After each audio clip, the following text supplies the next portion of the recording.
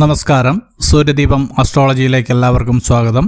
ഈ അധ്യായത്തിൽ പറയുന്നത് ചില ചീത്ത സ്വപ്നങ്ങളും അവയുടെ വ്യാഖ്യാനങ്ങളുമാണ്. ചീത്ത സ്വപ്നങ്ങൾ കണ്ടതുകൊണ്ട് പേടിക്കേണ്ടതില്ല, അതിനുള്ള പ്രതിവിധിയും ഇതിൽ പറയുന്നുണ്ട്. പലരും ചോദിക്കാറുണ്ട്, ഏത് സ്വപ്നമാണ് ഫലിക്കാൻ സാധ്യതയുള്ളതെന്ന്. നമ്മുടെ ഉപബോധ മനസ്സിൽ ഓർമ്മയിൽ നിൽക്കുന്ന സ്വപ്നങ്ങളെല്ലാം തന്നെ നമ്മൾക്ക് മുൻകൂട്ടി ഈ പ്രകൃതി തരുന്ന സന്ദേശങ്ങളാണ്.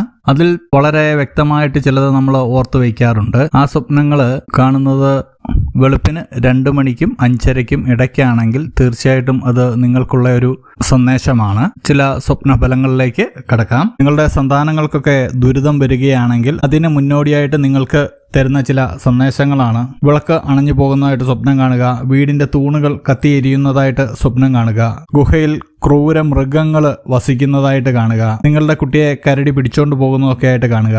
ഇതൊക്കെ സന്താന ക്ലേശത്തിനും ദുരിതത്തിനുമൊക്കെ മുൻപ് കാണുന്ന സ്വപ്നങ്ങളാണ്. നിങ്ങളുടെ കുടുംബത്ത് കലഹമുണ്ടാകുന്നതിന് മുമ്പായിട്ട് നിങ്ങൾക്ക് സ്വപ്നത്തിലൂടെ തരുന്ന ചില സൂചനകളാണ്. അഗ്നിപർവ്വതം കാണുക, കുഞ്ഞിനെ കളിപ്പിച്ചുകൊണ്ടിരിക്കുമ്പോൾ ഒരു കാക്ക വന്ന് കുഞ്ഞിന്റെ ദേഹത്ത് കൊത്തുക, നിങ്ങൾ ഏകാന്തമായി ഇരിക്കുന്നത് കാണുക, മറ്റൊരാൾ നിങ്ങളെ ശകാരിക്കുന്നത് കാണുക, നിങ്ങളുടെ മുന്നിൽ വലിയ ബഹളം നടക്കുന്നതായിട്ട് സ്വപ്നം കാണുക. ഇതൊക്കെ കുടുംബ കലഹത്തിന് മുമ്പായിട്ട് നിങ്ങൾക്ക് തരുന്ന സ്വപ്നങ്ങളാണ്. നിങ്ങൾക്ക് മാനഹാനി ഉണ്ടാവാൻ സാധ്യതയുള്ള സമയത്ത് നിങ്ങൾ കാണുന്ന സ്വപ്നങ്ങളാണ്. താൻ നട്ടുവളർത്തിയ പൂച്ചെടികൾ അന്യർ അപഹരിക്കുന്നതോ നശിപ്പിക്കുന്നതോ ആയി കാണുക, നിങ്ങൾ കുഴിയിലേക്ക് വീഴുന്നത് കാണുക, നിങ്ങൾ തല കീഴായിട്ട് നിൽക്കുന്നത് സ്വപ്നം കാണുക. ഇതൊക്കെ മാനഹാനി സംഭവിക്കുന്നതിന് മുമ്പായി കാണുന്ന സ്വപ്നങ്ങളാണ്. നിങ്ങളുടെ ദാമ്പത്യത്തിൽ വിള്ളലുകൾ ഉണ്ടാകുന്നതിന് മുമ്പായി കാണുന്ന സ്വപ്നങ്ങൾ, തന്റെ കൈവിരലിൽ അണിഞ്ഞിരിക്കുന്ന മോതിരം നഷ്ടപ്പെട്ടു എന്ന് കാണുക, നിങ്ങളുടെ കണ്ണുകൾക്ക് കാഴ്ചശക്തി നഷ്ടപ്പെട്ടതായി കാണുക, ഭാര്യ ഭർത്താക്കന്മാർ തമ്മിൽ കലഹിക്കുന്നത് കാണുക, ശയനോപകരണങ്ങൾ കത്തി നശിക്കുന്നത് കാണുക, മൃതദേഹം കാണുക, ഗർഭം അലസിപ്പോകുന്നതായിട്ട് സ്വപ്നം കാണുക, വിഭാര്യനെയും വിധവയും സ്വപ്നം കാണുക.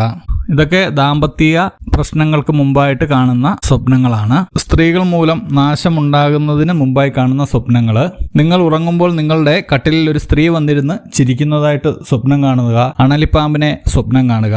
ഇതൊക്കെ കാണുമ്പോൾ സ്ത്രീകൾ മൂലം നാശമാണ് നിങ്ങൾക്ക് ഫലം.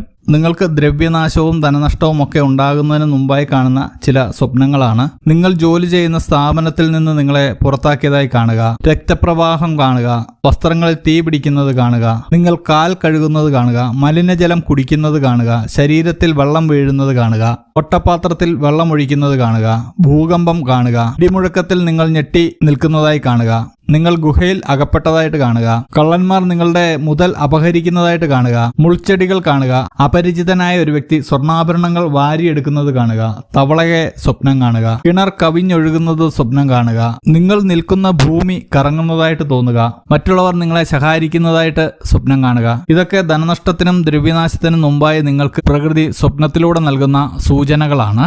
നിങ്ങൾ ദാരിദ്ര്യത്തിലേക്ക് കൂപ്പുകുത്തുന്നതിന് മുമ്പായിട്ട് കാണുന്ന ചില സ്വപ്നങ്ങളാണ്. നാട്ടിലെല്ലാം അഗ്നിബാധ ഉണ്ടായതായി കാണുക, പരിചയമില്ലാത്ത സ്ഥലത്ത് നിങ്ങൾ അലഞ്ഞു തിരിഞ്ഞ് നടക്കുന്നതായി സ്വപ്നം കാണുക, നിങ്ങൾ കിണറ്റിൽ നിന്നും കോരിയെടുത്ത ജലത്തില് മാലിന്യങ്ങൾ ഉള്ളതായി കാണുക, നിങ്ങൾ ധരിച്ചിരിക്കുന്ന വസ്ത്രം മുഷിഞ്ഞതും കീറിയതുമായി കാണുക, പട്ടി, ബലിക്കാക്ക, ചുണ്ടലി ഇവയെ സ്വപ്നം കാണുക, നിങ്ങൾ നഗ്നനായി ഇരിക്കുന്നത് സ്വപ്നം കാണുക, നിങ്ങൾ വിഷം കഴിക്കുന്നതായി സ്വപ്നം കാണുക, മൂങ്ങയെ സ്വപ്നം കാണുക.